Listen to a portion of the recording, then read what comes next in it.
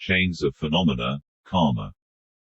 Just as the two-dimensional plane being thinks of all phenomena touching their consciousness as lying on one plane, so positivistic method strives to interpret upon one plane all phenomena of different orders, i.e. to interpret all visible phenomena as the effects of antecedent visible phenomena, and as the inevitable cause of subsequent visible phenomena.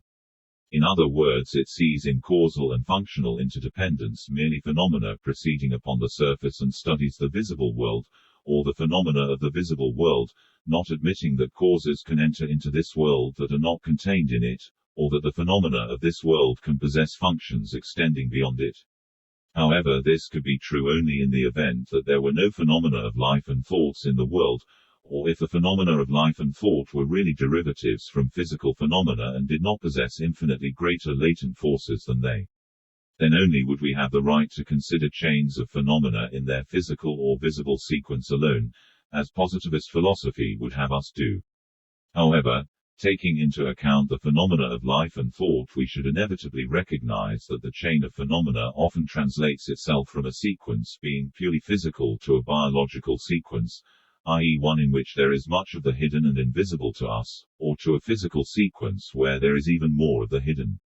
However, during reverse translation from biological and physical spheres into physical sequences, actions proceed often if not always from regions that are hidden from us, i.e. the cause of the visible is the invisible. In consequence of this, we must admit that it is impossible to consider the chains of consequence in the world of physical phenomena only.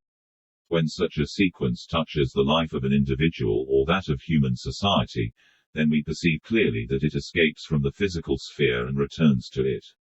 Examine the causal chains of fascism, Maoism and Marxism, or any fundamentalism for that matter.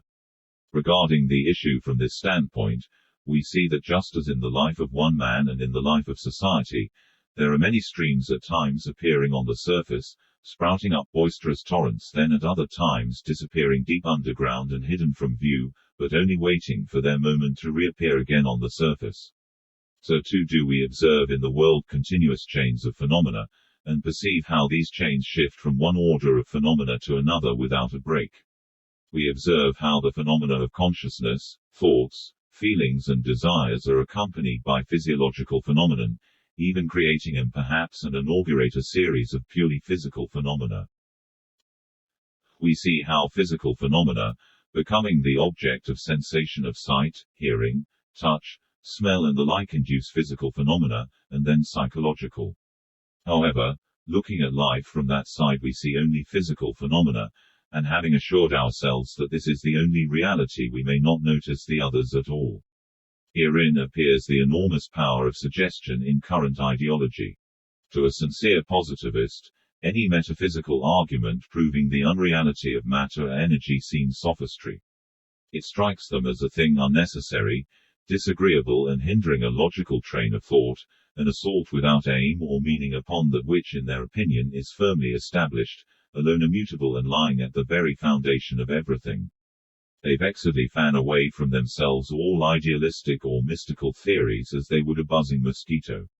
The fact is that thought and energy are different in substance, and cannot be one and the same thing, because they are different sides of one and the same thing.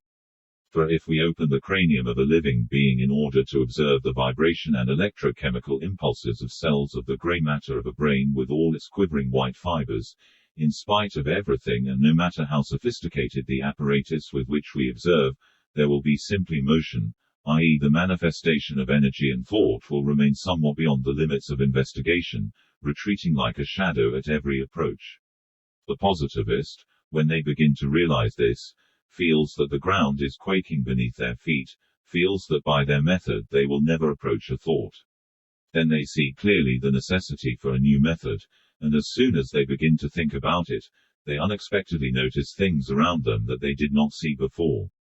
Their eyes begin to open to that which they did not wish to see before.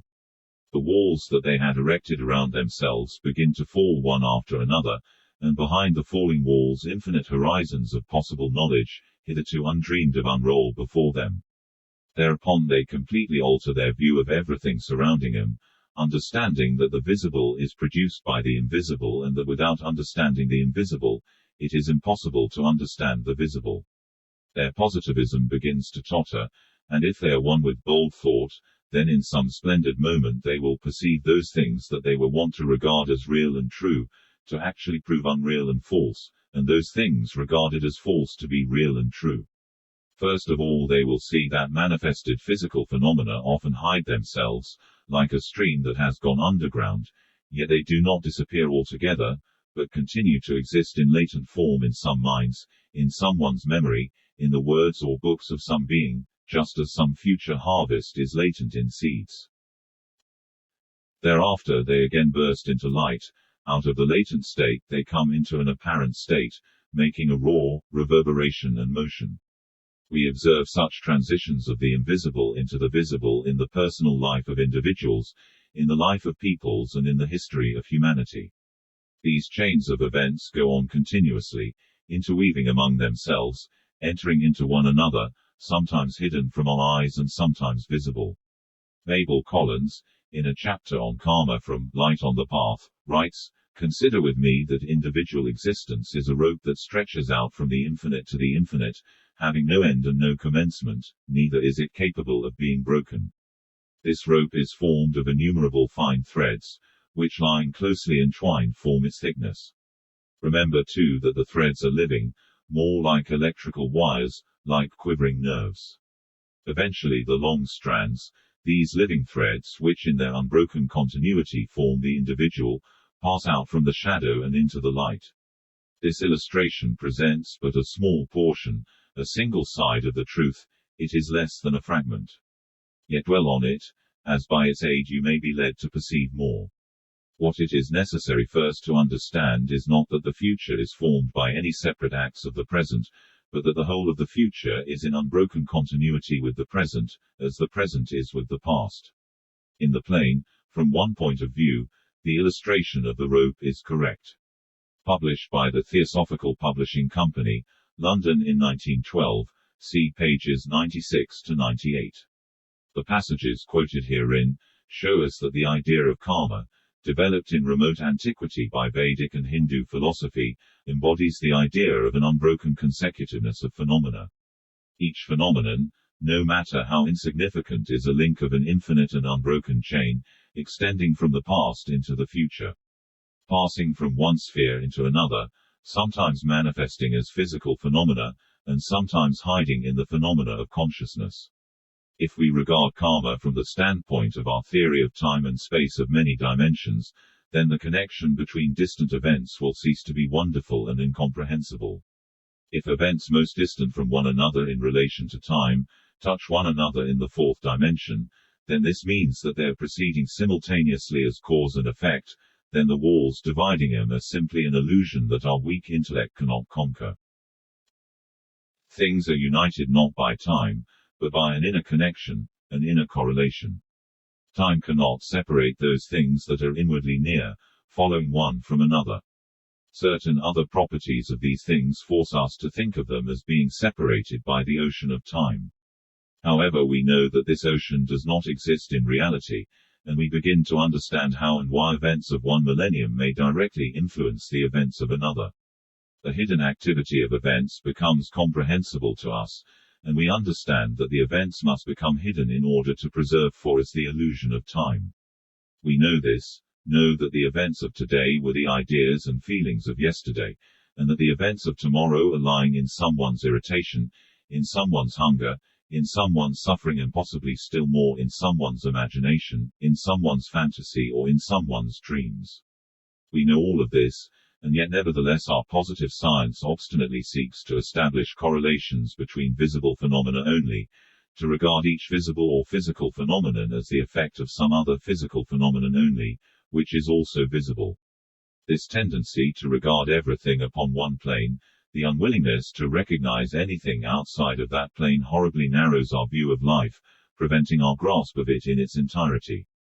Taken in conjunction with materialistic attempts to account for the higher as a function of the lower, appears as the principal impediment to the development of our knowledge, the chief cause of the dissatisfaction with science, complaints about the bankruptcy of science, and the actual redundancy of many of its relations.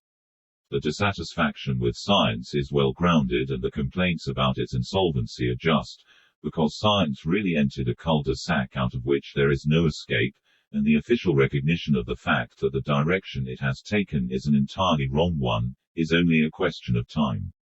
We may say that the world of physical phenomenon in itself represents the section as it were of another world, existing right here, and the events of which are proceeding right here, but invisible to us. There is nothing more miraculous or supernatural than life. Consider the street of any great city, in all of its detail. An enormous diversity of facts will emerge. But how much is hidden beneath these facts, of that which it is impossible to see at all? What desires, passions, thoughts, greed, covetousness, how much of suffering both petty and great, how much of deceit, falsity, how much of lying, how many invisible threads, sympathies, antipathies and interests bind this street with the entire world, with all the past and with all the future. If we realize this imaginatively, then it will become clear that it is impossible to study the street by that which is visible alone. It is necessary to plunge into the depths. The complex and enormous phenomena of the street will reveal its infinite noumenon, that is bound up both with eternity and with time, with the past and with the future, and with the entire world. It is logical therefore to regard the visible phenomenal world as a section of some other infinitely more complex world, manifesting itself at a given moment in the first one. This world of noumena is infinite and incomprehensible for us, just as the three-dimensional world in all of its manifoldness of function, is incomprehensible to a two-dimensional being. The nearest approach to truth that is possible for us is contained in the saying, everything has an infinite variety of meaning, and to know them all is impossible. In other words, truth as we understand it, some finite definition is possible only in a finite series of phenomena. In an infinite series it will certainly become its own opposite. Hegel has given utterance to this last thought and notes that every idea extended into infinity becomes its own opposite. In this change of meaning is contained the cause of the incomprehensibility to us of the noumenal world. The substance of a thing, the thing in itself, contains an infinite quantity of meaning and function of something that it is impossible to grasp with our mind. In addition to this, it involves a change of meaning of one and the same thing. In one meaning it represents an enormous whole, including within itself a great number of things, and in another meaning it is an insignificant part of some great whole. Our mind cannot bind all of this into one, and therefore the substance of a thing recedes from us according to the measure of our knowledge, just as a shadow flees before us. Light on the Path, written by Mabel Collins notes, you will enter the light, but you will never touch the flame. This means that all knowledge is relative, and we can never grasp all the meanings of any one thing, because in order to grasp them all it is necessary for us to grasp the whole world, to attain the level of global consciousness with all the variety of meanings contained within it. The principal difference between the phenomenal and the noumenal aspects of the world is contained in the fact that the first is always limited, always finite. It includes those properties of a given thing that we already know as phenomena. The second or noumenal aspect is always unlimited and always infinite.